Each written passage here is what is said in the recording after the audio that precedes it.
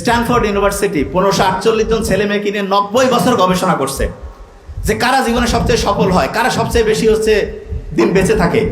গবেষণার রিপোর্ট যেটা দেখা গেল, মাত্র যারা 3টা কাজ করে, তার মধ্যে একটা কাজ কি, অন্যের উপকার যে করে, অন্যের উপকার যে করে সে জীবনে সফল হয়, সেই লোকটা জীবনে বেশি দিন ভালোভাবে সুস্থভাবে বেঁচে থাকে। তাহলে 3000 বছর আগে যেটা বলছে, আর স্ট্যানফোর্ড ইউনিভার্সিটির যে 90 বছরের 1548 জন ছেলে মেয়েকে নিয়ে গবেষণা, মিলছে না? কোরআন, ইসলাম, মুহাম্মদ সাল্লাল্লাহু আলাইহি ওয়াসাল্লাম কি বলছে? অন্যের ক্ষতি করো নাকি? ইসলামের সবচেয়ে গুরুত্বপূর্ণ কাজ কি? অন্যের উপকার করা, হাসি মুখে কথা বলা, সদকা দেওয়ার সমান সব। কিয়ামত দেখতেছো আসতেছে, সময় আছে গাছ রোপণ করো। দেখেন মাটি যে কত পাওয়ারফুল। একটা বীজ দিলেন, কিরকম বিভিন্ন ফল, বিভিন্ন ফুল, বিভিন্ন সবজি, যা কিছু হইলো মাটি থেকে হইলো না? ওই শয়তান যে কইছিল মাটির দাম, আল্লাহ কাছে দেখ মাটির মধ্যে আমি কি দেই। চিন্তা করছেন? ওই মাটি থেকে আমাদের আল্লাহ বানাইছে। চিন্তা করেন কি অসাধারণ। আল্লাহর সায়েন্স বুঝছেন? কোন জায়গা থেকে কোন জায়গায় আসছে, সব মাটির মধ্যে দিয়ে রাখছে আল্লাহ। সারা পৃথিবীতে এখন সবাই মাটির মধ্যেই সব কিছু আছে। এবং আমরাও তো কবিতা পড়ি না, ওই যে মাটির দেহ মাটিতে, কি আছে না সুন্দর সুন্দর কবিতা, আমার অবশ্য মুখস্থ থাকে না ওই এগুলা, কিন্তু জানি না, ও আমার দেহর মাটি, হ্যাঁ এরকম কি কি আছে তো বোধহয় এরকম। আচ্ছা, যে জায়গায় ছিলাম, তাহলে অন্যের উপকার করা ইসলামে দেখেন তো আপনি, জাকাত দেওয়া অন্যের উপকার। এখানে একটা খুব ইন্টারেস্টিং জিনিস বলবো। বিজ্ঞানীরা দেখছে অন্যকে দান করলে বাড়ে। বিজ্ঞানীরা এটা নিয়েও গবেষণা করে, যে যত দান করে তার তত বাড়ে। জাকাতের অর্থ হচ্ছে বৃদ্ধি পাওয়া। আপনি ঠিকভাবে জাকাত আদায় করবেন। আবার জাকাত আর দান খয়রাতে, দান করা এক না, জাকাত দান দুইটা আলাদা জিনিস। জাকাত দিবেন, অর্থনৈতিক ব্যবস্থাটা রাষ্ট্রীয়ভাবে নিয়ন্ত্রিত হবে এবং দেখবেন কারো অভাব থাকবে না। আচ্ছা, এখানে আমাকে বলেন তো, আমরা অন্যের উপকার করার ক্ষেত্রে আমি একটা ভালো বুদ্ধি দিই।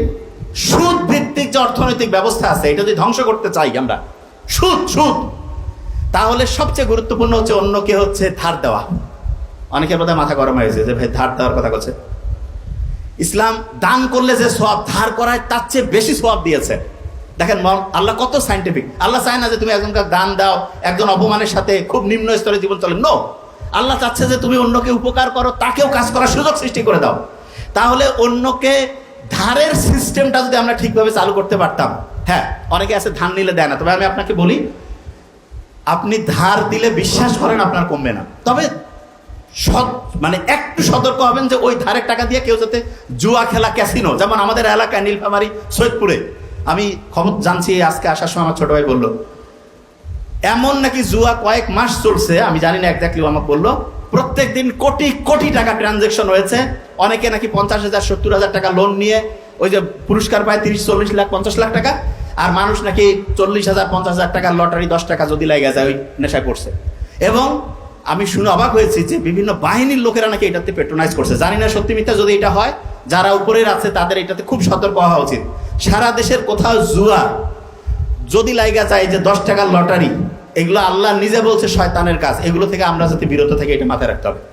এবং অন্যায়ের প্রতিবাদ করা, এইটাও কিন্তু একটা উপকার।